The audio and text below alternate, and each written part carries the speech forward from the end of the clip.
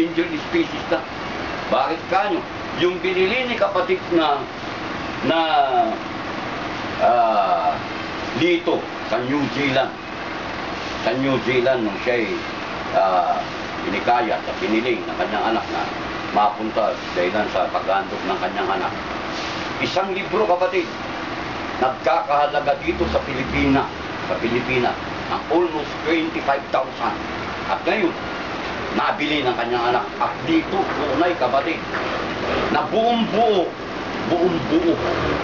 ang mga referensya, tunay na pinaninindigan at sinalisik ng una nating tagapamahalang Dominador Dato. Alam niyo ang filing na ito, yung unang produktong ministro na inaralan niya. Mas matanda nga sa akin to, kapatid. Wala pa ako sa sanlibutan nung ma-file ito. 1951, July 7, 1951. Eh ako, 19 October 1952. 2 taon bago nyo ba? At sa ngayon, sa internet, kapatid, pag nag-recast ka lang, Modern Times and the Living Pasbero, yung mga outline of history, medieval history of Europe by D.H. Mears, meron.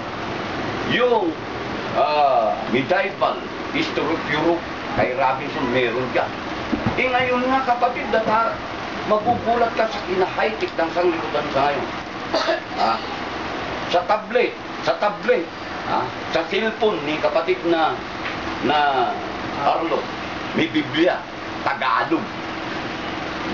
Eh kaya nga, si kapatid Dalito, pag nag-text to, hawak-hawak na lang yung tablet eh. Mas madali nang maghanap.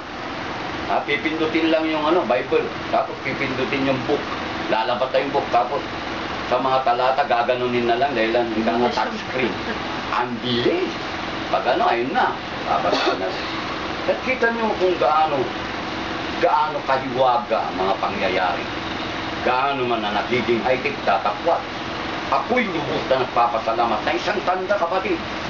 Na ito'y kagila-gilala yung gawa ng Panginoon. Bakit kanyo? Noong unang panahon, ang Biblia ayaw ipalathala ng kalabang Romano o Katoliko. Ayaw. Dahilan, sila'y maaapektuhan sa mga aral nila na laban sa banal na kasulatan.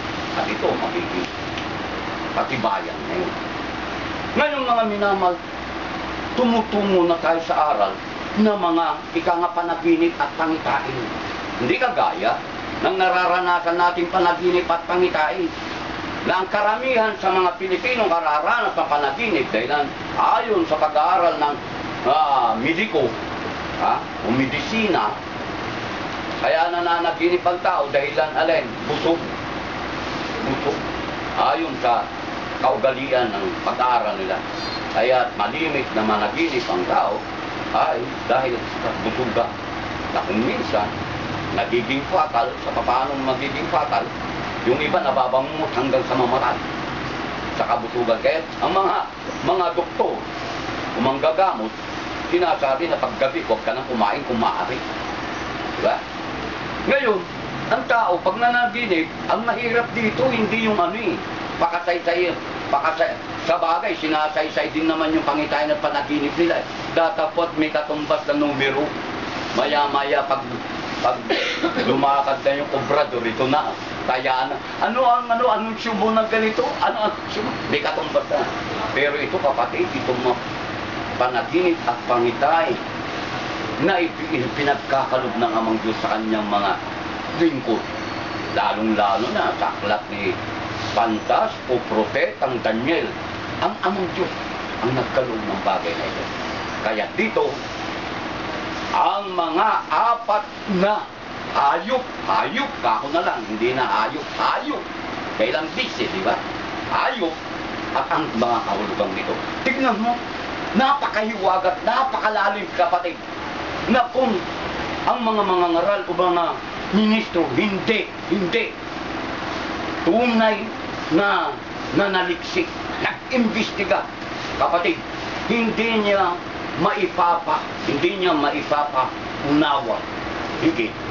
Dahilan, tunay na may angking batayan na gaya ng aral natin nung nakaraang linggo. Ngayon, kapatid, papaano ipinahayag ng Diyos kay propeta o pantas na Daniel ang mga bagay na darating.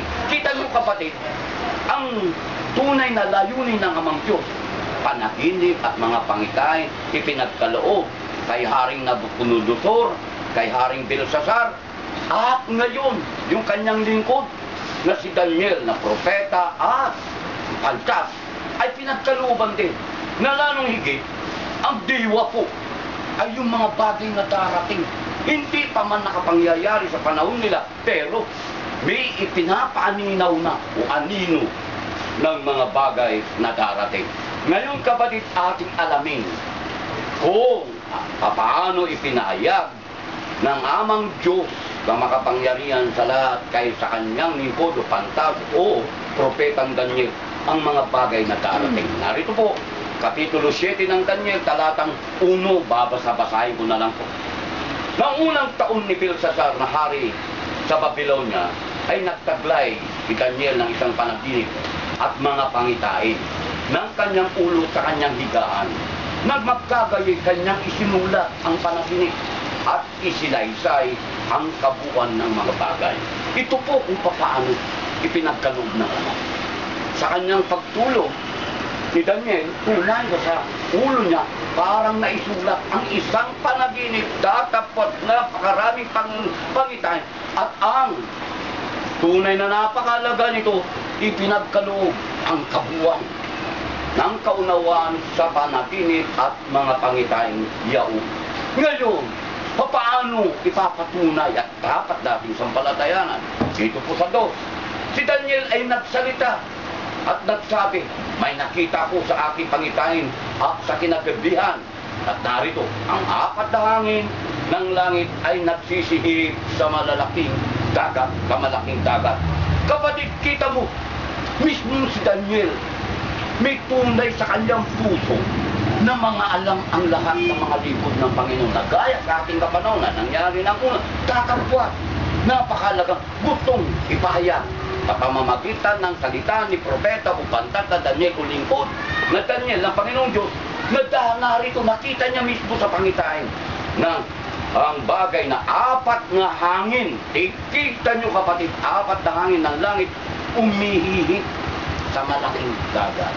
At ano ang nangyari? Pag-ihip ng 4 na hangin sa malaking dagat. 3, ang 4 na malaking hayop na magkakaiba ay nagsiyaw mula sa dagat. 4 na hayop, kapatid. Yung pag-ihip ng 4 na hangin sa malaking dagat, 4 na hayop ang lumabas sa dagat. Dito kapatid, ano-ano ang uri? Ito na po. Ano-ano ang uri ng mga hayop na nakita ni Daniel sa kanyang panaginip at mga pangitay? 4, ang unay gaya ng leon at may mga pakpak ng agila. Aking minasdan hanggang ang mga pakpak niya ay nahugot. At ito'y nataas mula sa lupa at pinatayo sa 2 paa na gaya ng isang tao. At puso ng tao ang nabigay sa kanya. Kaya nga't busy, hayop eh. Bakit ka hindi pangkaraniwan na hayop natin nakikita sa mga zoo, saan man tayo mapadakong zoo? Ito'y ang uri ng unang hayop na nakita, leon. Pero kaya nga't hayop eh, hindi busy, hindi animal eh. Bakit? May pakpak ng agila kapatid. At lalong higit, ungat leon na alam natin, dito sa ibabaw ng lupa, tunay nakatira, kundi itinaas, kapatid, kailang. Na sa kanyang pagtayo ay gaya na pagtayo ng tayo sa kanyang 2 paa. At lalong higit, ang katakatakang at tunay na may kagilagilan at pangyayari, yung kanyang mga pakpak ay nabunot. Ganun din, kapatid, na itong leon na hayop na nakita sa pangitain at panaginip ni Daniel ay may puso ng tao na ibinigay ng Panginoon. Kung yun ang una, ano ay ikalawa? Narito po. At narito ang ibang hayop na ikalawa, na gaya ng isang puso, bear, at lumitaw sa isang tagiliran at 3 tadyang isa-isa ang